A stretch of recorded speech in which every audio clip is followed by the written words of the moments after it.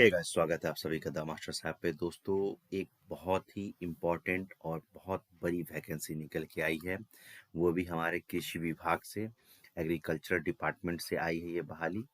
ठीक है, और जैसा कि आपने थंबनेल में देख लिया होगा, टोटल पोस्ट 1041 है। तो एक बहुत ही इम्पोर्टेंट और अच्छा मौका है आप लोगों के लिए कि इस बहाली में शामिल हुए। और एक छोटा मोटा पद नहीं है, बहुत बड़ा पोस्ट है, पोस्ट की संख्या भी बहुत ज़्यादा है, 1000 से ज़्यादा है।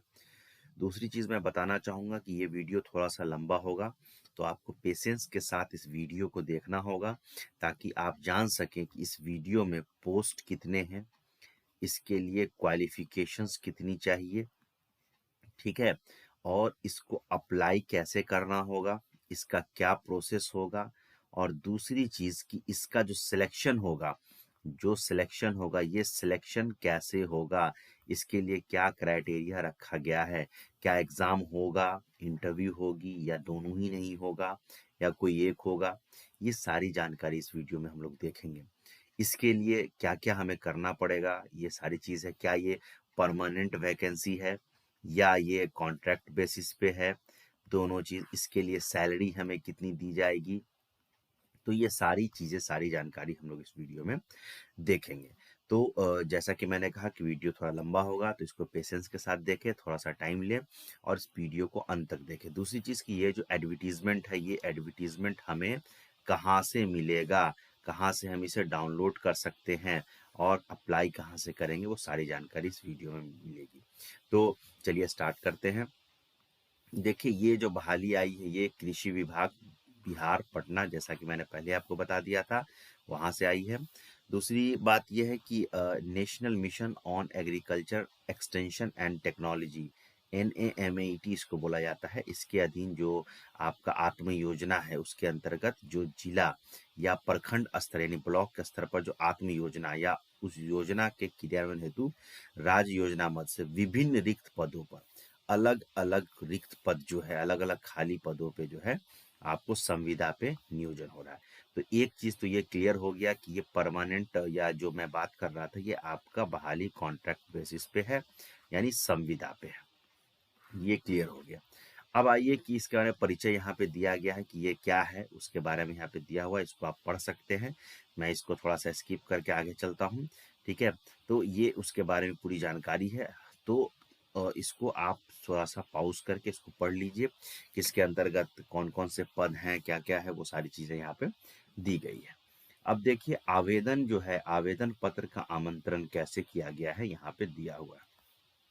तो यहाँ पे कहा गया है कि जिला या प्रखंड स्तर पर आत्मा योजना एवं आत्मा योजना के कार्यान्वयन के लिए राज्य योजना मद से विभिन्न पदों पर संविदा आधारित नियोजन हेतु ऑनलाइन आवेदन पत्र आमंत्रित किया जाएगा। यानी कि फॉर्म कैसे भरना है, आपको ऑनलाइन भरना, ऑफलाइन की बात नहीं है यहाँ पे। संबंधित पदों पर न्यूनतम शैक्षणिक योग्यता, कार्य अनुभव, अधिकतम उम्र सीमा एवं नियत मासिक मानदेय का विवरण निम्न प्रकार से है।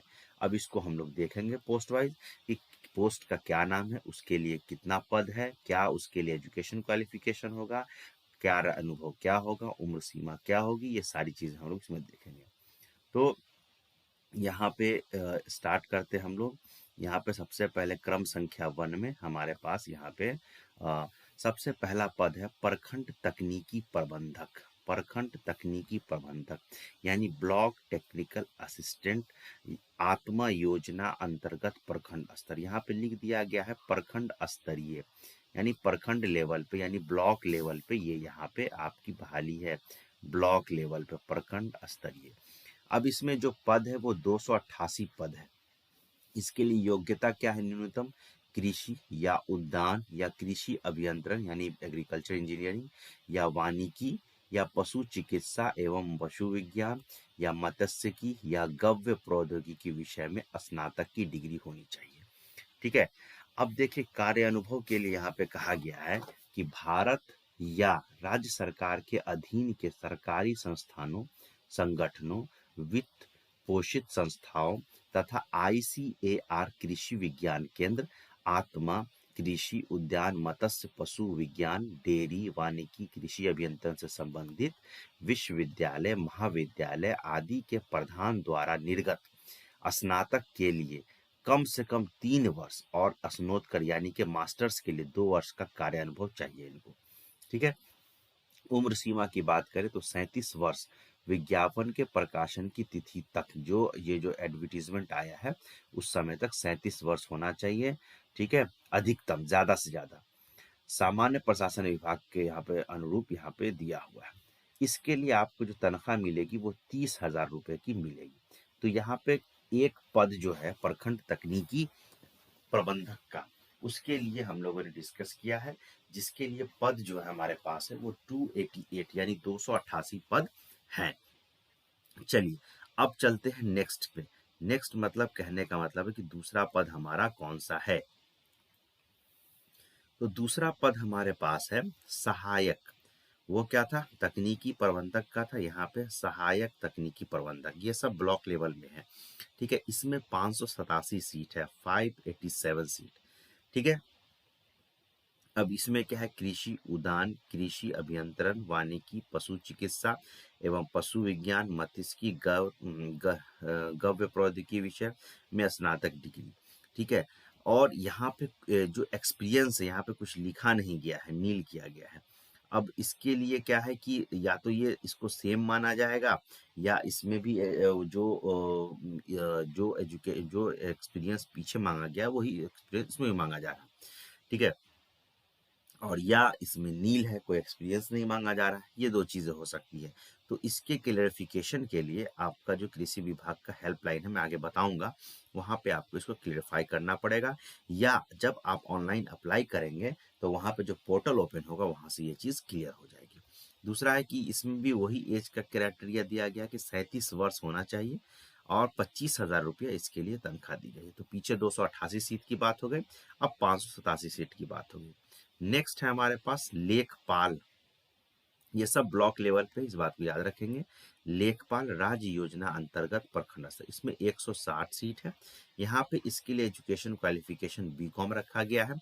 और इसमें क्या है कि भारत या राज्य सरकार के अधीन के सरकारी संस्थानों, संगठनों, वित्त पोषित संस्थाओं तथा ये सब के अंतर्गत 3 वर्ष का कम से कम अनुभव होना चाहिए उनके पास, यहाँ पे मांगा गया है।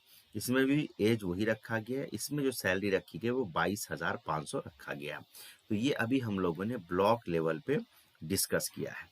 अब ब्लॉक लेवल पे देखिए 288 सीट था, उसके बाद 587 सीट था, उसके बाद 160 सीट। ये टोटल सीट जो है यहाँ पे आपको मिल गया। अब देखिए 587, हाँ ठीक है। अब देखिए टोटल कितने हो गए यहाँ पे, टोटल यहाँ पे 288 है, 587 है और 160 सीट है।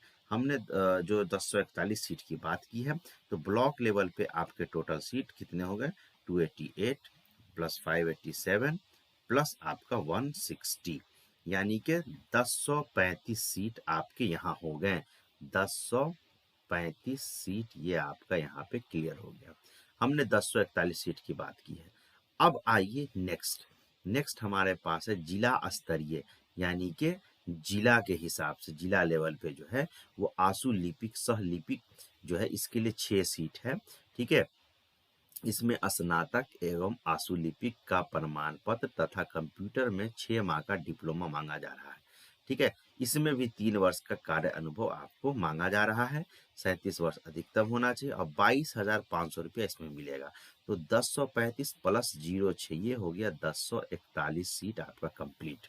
अब यहाँ पे है कि जिलावार, पदवार एवं कोटिवार रिक्त पदों की संख्या की विवरणी अनुलग्नक वन के रूप में संलग्न है, इसमें मौजूद है, जो आप देख सकते हैं। आगे मैं बात करूंगा।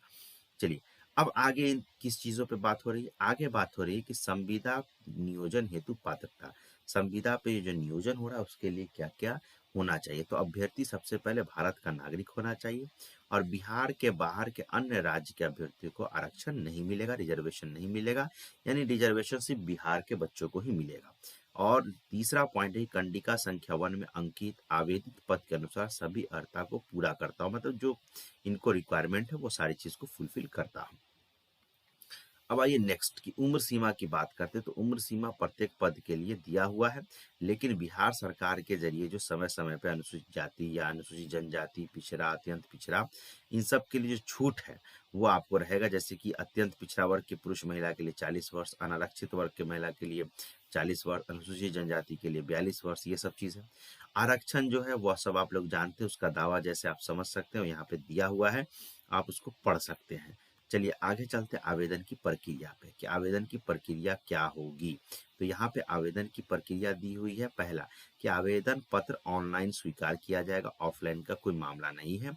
बामेती के वेबसाइट, यहाँ पे वेबसाइट दिया हुआ है bameti.org, या कृषि विभाग के बिहार के वेबसाइट state.bihar.gov.in, कृषि.citizen होम पर आवेदन करने हेतु लिंक दिया जाएगा। लिंक मिलेगा आपको, जिसके माध्यम से आप ऑनलाइन आवेदन किया कर सकते हैं। नेक्स्ट है कि आवेदन पत्रों से संबंधित डाटा का संधारण डीबीटी कोषांग कृषि विभाग के माध्यम से लिंक लेकर किया जाएगा। ऑनलाइन आवेदन पत्र विज्ञापन की तिथि से 15 अप्रैल 2023 के शाम 5 बजे तक सबमिट किया जा सकेगा, यानी कि 15 अप्रैल इसका लास्ट डेट है।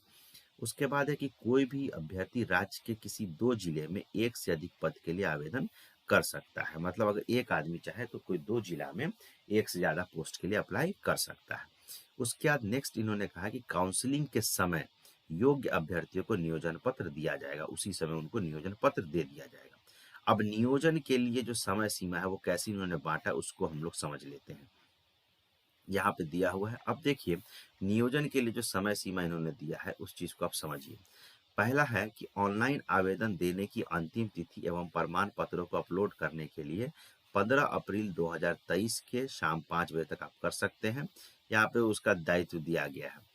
दूसरा कि draft list of short listed candidate का जो प्रकाशन होगा वो 18 अप्रैल को कर देंगे, ये मात्र 3 दिन में।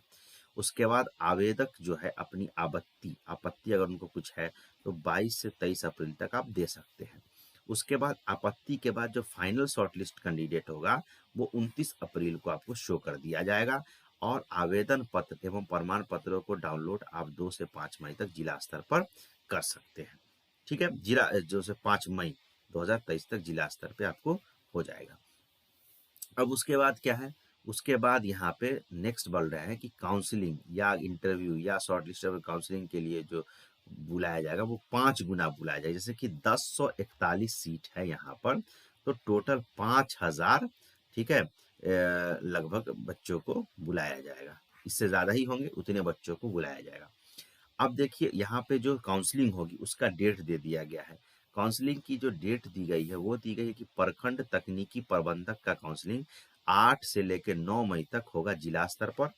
उसका सहायक तकनीकी प्रबंधक का काउंसलिंग 15 से 18 मई जिला स्तर पर। लेखपाल आशुलिपिक सहलिपिक का काउंसलिंग 22 से 23 मई जिला स्तर पर। और आशुलिपिक सहलिपिक का दक्षता जांच परीक्षा 24 से 25 मई जिला स्तर पर। ड्राफ्ट मेरिट लिस्ट का प्रकाशन एवं जिला आत्मा के वेबसाइट पर अपलोड होगा 28 मई 2023 को जिला स्तर पर। उसका दावे और आपत्ति को प्राप्त करने के लिए 30 से 31 मई 2023 तक जिला स्तर पर मिलेगा। और दावे एवं आपत्ति निराकरण के बाद जो चयनित और प्रतिरक्षारत अभ्यर्थी है उसके सूची का प्रकाशन वेबसाइट पर 3 जून को कर दिया जाएगा। यानी 3 जून तक इसकी बहाली का सारा प्रोसेस कंप्लीट हो जाएगा। अब उसके बाद देखिए कि यहाँ पे सत्यापन किन किन लोगों से कैसे कैसे कराना, उस चीज को समझिए। जिला स्तर पर आवेदन पत्रों एवं संबंध प्रमाण पत्रों के सत्यापन तथा नियोजन प्रक्रिया पूरी कराने हेतु जिला स्तर पर चयन समिति का गठन किया जाएगा। समिति के सदस्यों में कौन कौन होंगे, जिला पदाधिकारी सह अध्यक्ष आत्मा शासी परिषद अध्यक्ष होंगे, उप विकास आयुक्त उपाध्यक्ष होंगे, जिला कृषि पदाधिकारी सदस्य होंगे, सह निदेशक उद्यान सदस्य होंगे, जिला पशुपालन पदाधिकारी सदस्य होंगे, जिला मत्स्य पदाधिकारी सदस्य होंगे। अनुसूचित जाति जनजाति सदस्य के रूप में जिला पदाधिकारी द्वारा मनोनीत एक पदाधिकारी उसका सदस्य होगा। परियोजन निदेशक आत्मा सदस्य सचिव होंगे। परियोजन निदेशक आत्मा नियोजन पदाधिकारी के जिम्मेवारी के, ये इतने लोग मिल के किसी एक जिला में सारा कुछ करेंगे। ठीक है, अब देखिए जो निम्नलिखित कार्य क्या क्या होंगे उनके, ये देखिए जिला स्तर पे। तो जिला स्तरीय यहाँ पे बात हो रहा है कि आवेदन पत्र और सही पर सत्यापन करना होगा, करेंगे वो। पदवार कोटिवार अभ्यर्थियों का रूप ड्राफ्ट मेगा सूची तैयार करना और जिला के वेबसाइट पर प्रकाशित होगा। ड्राफ्ट मेगा चयन सूची के प्रकाशन के एक सप्ताह के अंदर अभ्यर्थी द्वारा चयन समिति के सदस्य सचिव नियोजन प्राधिकार के समक्ष दावा आपत्ति यदि कोई होगा तो आप कर सकते हैं। आपत्ति दावों का विचारण के उपरांत अंतिम मेगा सूची का प्रकाशन किया जाएगा। ठीक है, अब आइए नेक्स्ट क्या बोल रहे हैं कि अंतिम मेगा सूची के अनुसार अभ्यर्थियों के कागजात आदि के सत्यापन हेतु काउंसलिंग कराई जाएगी। काउंसलिंग के बाद जो अभ्यर्थी होंगे उनको नियोजन पत्र दिया जाएगा। वरीयता सूची के आधार पर 2 गुना प्रतीक्षा सूची तैयार करना है। मतलब कि सब होने के बाद वेटिंग लिस्ट जो होगा, वेटिंग लिस्ट वो दुगुना होगा, यानी कि 2000 वेटिंग लिस्ट तैयार किया जाएगा।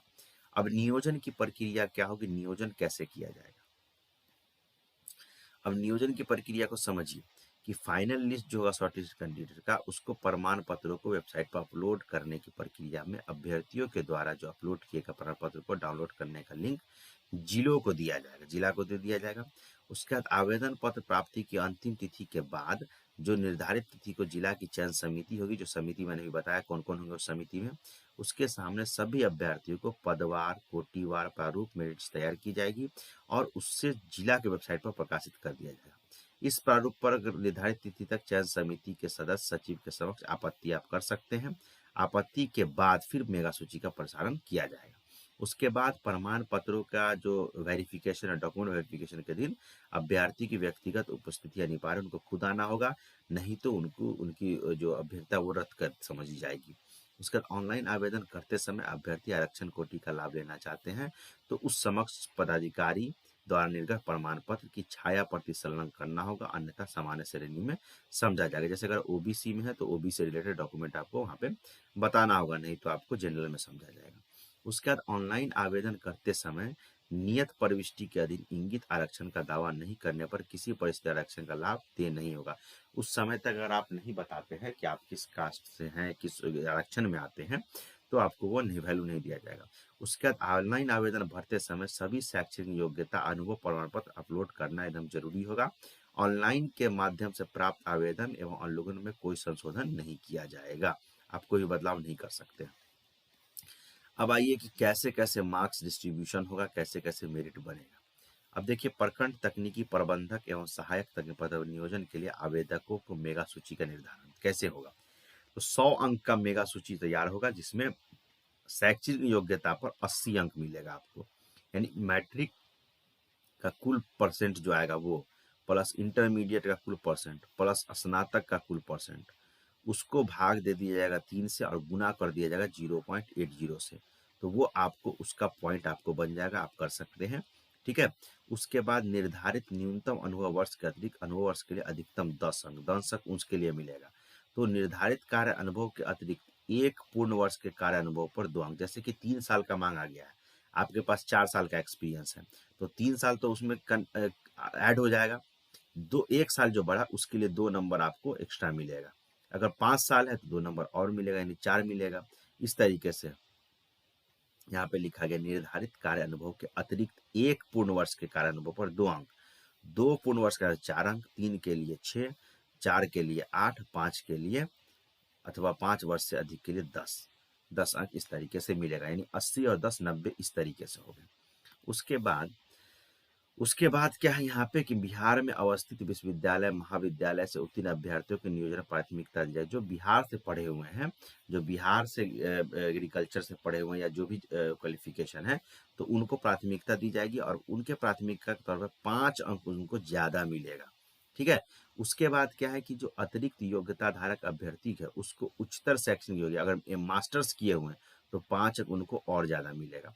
तो इस तरीके से 100 अंक पूर जाएगा। 80 तो आपको बता दिए, 10 आपका एक्सपीरियंस के लिए, 10 में ये 5 आपका होगा जो आप बिहार से पढ़े हुए हैं और 5 अगर आप मास्टर्स किए हुए हैं, तो इस तरीके से 100 अंक का बंटवारा होगा। उसके बाद बोल रहा है कि अतिरिक्त योग्यता तो 5 अंक निम्न प्रकार होगा। कैसे कि स्नातकोत्तर में अगर 75% अंक है या उससे अधिक है तो 5 अंक मिलेगा, और स्नातकोत्तर में 60% अंक से अधिक है, 75 से कम है तो 2 अंक मिलेगा। ठीक है, तो इस तरीके से इन्होंने कहा। अब शैक्षणिक योग्यता के लिए अंक मैंने बता दिया है कैसे मिलेगा आपको, लेकिन फिर भी यहाँ पे बताया गया है कि प्रखंड तकनीकी सहायक पद के लिए निर्धारित शैक्षणिक योग्यता मैट्रिक, इंटर और स्नातक के लिए प्रतिशत आधार पर अधिकतम 80 अंक मिलेगा, अर्थात शैक्षणिक योग्यता 80 अंक का होगा। ठीक है, यहाँ पे दे दिया गया है। ओपीजी सीजी अगर ओजीपीए या सीजीपीए वाले अभ्यर्थी जो विद्यालय के अनुसार वो बदलेंगे, उस प्रकार से वो अपना औसत निकाल लेंगे। कार्य अनुभव के लिए 10 होगा। यहाँ पे सारा डिटेल दिया हुआ है कि 1 के लिए 2, 2 के लिए 4, वो सारा कुछ वो पहले भी थे उस तरह से दिया हुआ है। उसका प्रतीक्षा सूची के बारे में बता दिया है कि 2 गुना मिलेगा। ठीक है, किसी पद के अभ्यर्थी को अयोग्य पाए जाने पर त्याग पत्र देने अथवा अन्य कारणों से पद रिक्त होने पर प्रतीक्षा सूची से अधिकतम अंक प्राप्त करने वाले अभ्यर्थी का चयन का प्रस्ताव संबंधित परियोजना निदेशक जिला अध्यक्ष आदि प्रशस्त किया जाएगा, मतलब उनको मौका मिलेगा। चलिए, अब देखिए लेखपाल के लिए क्या है। ये तो 2 के लिए हो गया। अब लेखपाल के लिए कैसे सूची तैयार होगा, तो लेखपाल के लिए देखिए, लेखपाल के लिए 100 अंक कैसे मिलेगा। 85 अंक आपको शैक्षणिक पे चला जाएगा। कैसे, मैट्रिक का कुल अंक प्रतिशत, इंटर का और स्नातक का, इसको 3 से भागा दे के और 0.85 से मल्टीप्लाई किया जाएगा। ये 85 अंक हो गया। 10 अंक आपका कार्यानुभव पे है। 5 अंक आपको जो बिहार से पढ़े हुए उनको हो गया, तो 85, 10 90 और 10 100 हो गया। तो इस तरीके से आपका होगा। ठीक है, उसके लिए सारा जानकारी यहाँ पे दिया हुआ, आप इसको पढ़ सकते हैं। और ये जो कार्य अनुभव पे जो नंबर मिलना है, मतलब अंक मिलना है, वो वैसे ही जैसे पहले था। ठीक है, प्रतीक्षा सूची भी 2 गुना, अभी भी इसमें भी वही चीज है। चलिए नेक्स्ट आते हैं। नेक्स्ट है कि आशु लिपिक जो है, आशु लिपिक के लिए क्या है, तो आशु लिपिक के लिए अधिकतम 100 अंक है, जिसमें शैक्षणिक योग्यता के लिए 75 अंक है। उसका बंटवारा वैसे ही होगा, मैट्रिक का प्लस इंटर का प्लस स्नातक का, उसको 3 से डिवाइड करके 0.75 से मल्टीप्लाई कर। 10 अंक कार्य अनुभव के लिए, 10 अंक दक्षता परीक्षा के लिए उसमें होगा। और इसमें तो हो गया कितना, 10 और 10 20 और 75 95, और 5 अंक उनको मिलेगा जो बिहार से पढ़े हुए हैं। ठीक है, उसके बाद संबंधित कोटि अधिकतम अभ्यर्थी का चयन किया जाएगा। उसमें जिसको ज्यादा नंबर होगा उसका मेरिट बनेगा। उसी तरीके से इसका भी सब कुछ दिया हुआ है। अनुभव वैसे ही काउंट होगा जैसे पिछले वाले में किया जाएगा। दक्षता परीक्षा जो है जिला स्तर पर आत्मा द्वारा आयोजित किया जाएगा। चलिए, अब देखिए कि दक्षता परीक्षा के लिए अधिकतम 10 अंक है यहाँ पे। अब उक्त पद के लिए कंप्यूटर संचालन एवं आशुलिपि का ज्ञान आवश्यक। कम से कम 25 शब्द 1 मिनट में आपको हिंदी में और 30 शब्द 1 मिनट में आपको अंग्रेजी में कंप्यूटर में टाइप करना होगा। आशुलिपिक में कम से कम 80 शब्द, ठीक है, पर मिनट हिंदी में और 100 शब्द पर मिनट अंग्रेजी में लेखन का ज्ञान आवश्यक है। प्रतीक्षा सूची इसमें भी 2 गुना रहेगा उसी तरीके से। उसके बाद सेवा अवधि 60 वर्षों के लिए ही रहेगी। यहाँ पे उसका इकरारनामा वगैरह है, कैसे कैसे बनेगा वो सारा चीज मैं अभी बताऊंगा। 60 वर्ष तक आपका ये सीमित रहेगा। उसके बाद भारत सरकार के निर्देश के अनुसार ही आपका वेतन वृद्धि होगा। इकरारनामा जो है वहाँ पे दिया हुआ, जो पब्लिक नोटरी के शपथ कराकर शपथ पत्र के समय आपको कार्य समर्पित करना होगा। अब इकरारनामा कैसे बनेगा वो भी मैं इसमें बताऊंगा। नियोजन की अवधि यहाँ पे 60 वर्ष हो गया, नियोजन के समाप्त 60 वर्ष तक रहेगा। ये सारा चीज बता दिया गया है। अब देखिए कि यहाँ पे अवधि विस्तार के बारे में भी बात की गई है कि संविदा पे है तो सामान्यतः हस्तांतरण नहीं किया जाएगा, परंतु विशेष परिस्थिति में परियोजना निदेशक आत्मा के अनुशंसा पर जिला पदाधिकारी से अध्यक्ष आत्मा शासी अनुमोदन पर प्राप्त उपरांत किया जा सकता है। मतलब नियोजित कर्मियों का सामान्यतः हस्तांतरण मतलब परमानेंट नहीं किया जाता है, लेकिन अगर मान लीजिए कोई विशेष कंडीशन पैदा हो जाए तो उनको जो है यहाँ पे परमानेंट भी किया जा सकता है। और करेंगे कौन, जिला पदाधिकारी सह अध्यक्ष और जो लोग हैं उस कमेटी में वो लोग करेंगे। ठीक है, तो ये चीज है। उससे पहले इन्होंने ये भी कह दिया था कि संविदा के आधार पर नियोजित व्यक्ति न तो सरकारी सेवक माने जाएंगे और न सरकारी सेवक के अनुमान किसी भी सुविधा के हकदार माने जाएंगे। इस प्रकार नियोजित व्यक्ति द्वारा नियोजन के पश्चात सरकार की सेवा में नियमितीकरण का दावा किसी भी परिस्थिति में मान्य नहीं होगा। लेकिन फिर 18 पॉइंट में बोलते हैं कि सामान्यतः स्थानांतरण नहीं किया जाएगा, लेकिन यहाँ पे परंतु में बोल रहे हैं कि विशेष परिस्थिति जब होगी तो परमानेंट भी किया जा सकता है। अब अवधि विस्तार वही 60 वर्ष की उम्र तक पहले ही बोल दिया गया है। और संविदा पर नियोजित कर्मियों का दायित्व क्या है वो सब यहाँ पे दिया गया, आपको क्या क्या करना होगा वो सारी चीजें यहाँ पे दी गई है। ठीक है, उसके बाद क्या है, यहाँ पे एक चीज इंपॉर्टेंट और है जो आपको समझना है। समझना ये है, यहाँ पे बोल रहा है कि जिला स्तर पर अंतिम रूप से तैयार की गई मेगा सूची के पैनल के अनुमान्यता मेगा सूची के प्रकाशन की तिथि से 1 वर्ष तक ही वैध रहेगी, 1 साल तक रहेगी। अगर नव नियोजित कर्मियों को योगदान नहीं करने के कारण कोई रिक्त रह जाती है तो 1 वर्ष के अंदर इसी पैनल में से नियमों से नियोजन किया, मतलब जो वेटिंग लिस्ट तैयार किया जाएगा, अगर 1 साल के अंदर मान लीजिए कोई लोग ज्वाइन नहीं करते या किसी कारण से छोड़ देते हैं तो जो वेटिंग लिस्ट है उसमें से वहां पे उनको ज्वाइन कराया जाएगा। ठीक है, अब देखिए ये संविदा के इकरारनामा है। यहाँ पे इकरारनामा ये आपको बनाना होगा कि यहाँ पे इकरारनामा डैश एवं संविदा का नियोजित, ये पूरा उसका डिटेल दिया हुआ है। ये सब आप डाउनलोड कहाँ से कर सकते हैं, उसका लिंक जो है आपको हमारे इस वीडियो के आपको डिस्क्रिप्शन बॉक्स में मिल जाएगा, या आप डायरेक्ट वेबसाइट पर भी जाकर डाउनलोड कर सकते हैं। ये शपथ पत्र है, ये शपथ पत्र आपको इस तरीके से आपको बनाना पड़ेगा। ठीक है, तो ये सारी चीज़ें हैं। तो एक बहुत बड़ी अपॉर्चुनिटी है, बहुत बड़ा सीट है, सीटों की संख्या भी बहुत ज़्यादा है, 1041 है। अब ये जो एडवर्टीजमेंट मैंने आपको इस वीडियो में बताया, इसको आप हमारे वीडियो के डिस्क्रिप्शन बॉक्स में से भी डाउनलोड कर सकते हैं इजीली, और नहीं तो इसका जो वेबसाइट आपको दिया हुआ है उस वेबसाइट पे जाके रिक्रूटमेंट में आप वहाँ पे चेक करके वहाँ से भी डाउनलोड कर सकते हैं। ठीक है, तो इस ये जो आपको वैकेंसी है, अगर आप इसके लिए एलिजिबल नहीं है तो लोगों तक पहुंचाइए, एक बहुत अपॉर्चुनिटी है। दूसरा इसमें सबसे इम्पोर्टेंट चीज़ है कि जो बिहार के एग्रीकल्चर कॉलेजेस से पढ़े हुए हैं उनको 5 नंबर ज़्यादा मिलेगा। यानी कि जो बिहार से पढ़े हुए हैं उनके लिए एक सुनहरा मौका है अपने बिहार में जॉब करने का, और बहुत सुनहरा मौका है। तो इसको लोगों तक पहुंचाइए, शेयर कीजिए। वीडियो अच्छा लगा है तो लाइक कीजिए, सब्सक्राइब कीजिए, और लोगों तक ज़रूर से ज़रूर शेयर कीजिए। Thank you very much.